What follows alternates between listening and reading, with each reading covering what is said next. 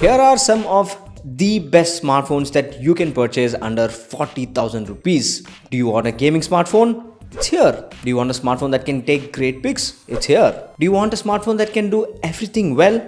It's here. Do you want a smartphone that can do all the above but doesn't cost a whole lot of money? That's also here. So without wasting any precious time, let's begin. Now let's start this list with what I call as the beasts, because these smartphones are amazing. Be it gaming, be it multitasking, whatever you throw at it, it can handle all of that with ease. Now this is for all those hardcore gamers, multitasking enthusiasts. And here we have two smartphones, the OnePlus 12R and the iQOO Neo 9 Pro.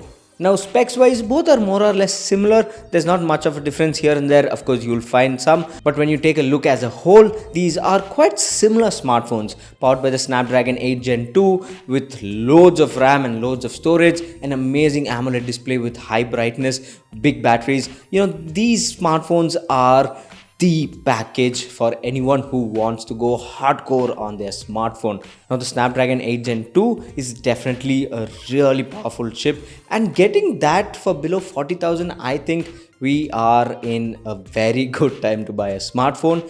And like I said, if you want to play Genshin Impact at high settings or Call of Duty or PUBG, whatever, then these smartphones can handle that without any issues. And one more great thing is that these two smartphones don't overheat. So in terms of overall experience, be it for gaming, multitasking, whatever you throw at it, these two are the one to go with. Next up, let's talk about the perfect all-rounder.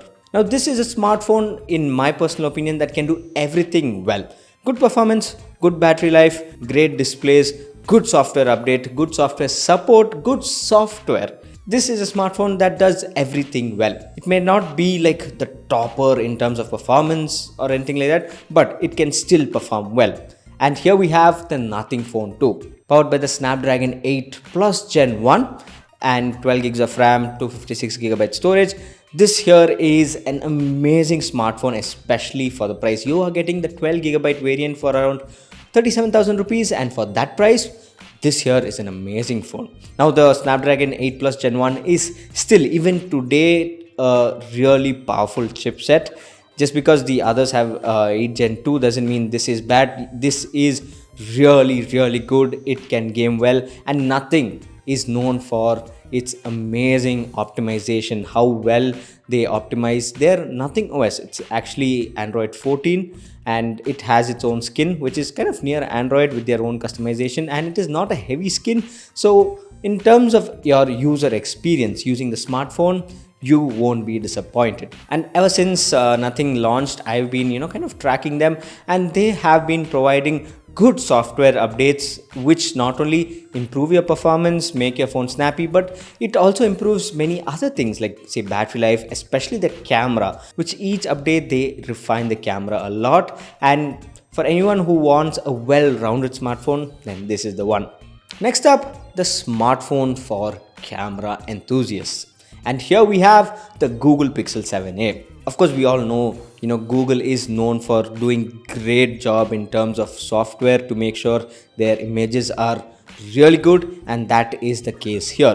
So you can take really amazing pictures, and with Google's AI features and all those stuff, you can get really good output. Now even videos are good here, not iPhone like, but still good, like really good. So if camera is your main focus, you are a person who's going to take a lot of photos and things like that, then this here is very good buy. And if you ask how is it in terms of performance and stuff, the Tensor G2 is good. Of course, it's not going to be as powerful as your 8 Gen 2 or 8 Plus Gen 1, but it still is a solid chipset. You can't play games like Genshin Impact or Call of Duty at super high settings. Of course, you can't do that, but you can still play those games. Just reduce the settings and you can still enjoy them. And since this is running on stock Android, there's no bloatware and stuff like that, your experience won't be too heavy or laggy. It is going to be really smooth. And also, this is the only compact phone on this list. So if you like compact phones, then this will definitely appeal to you. And finally, we have a smartphone that has all the amazing features of the previously mentioned smartphones, but doesn't cost a whole lot of money.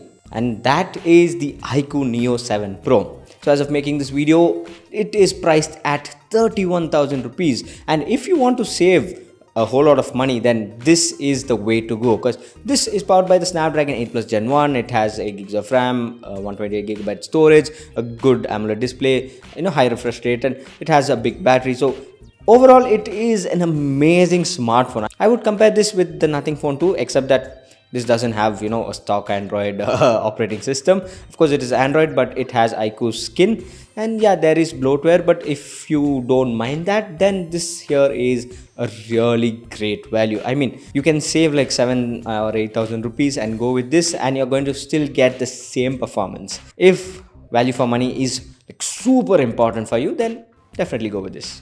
So here is the list of the best smartphones according to me under 40,000 rupees, and this is just for the first quarter of this year, and I will definitely be updating this as more smartphones come, so make sure you stick till that, and I'll have the links to all these in the description below. So thanks for watching, and this here is Suman signing off once again. Catch you later.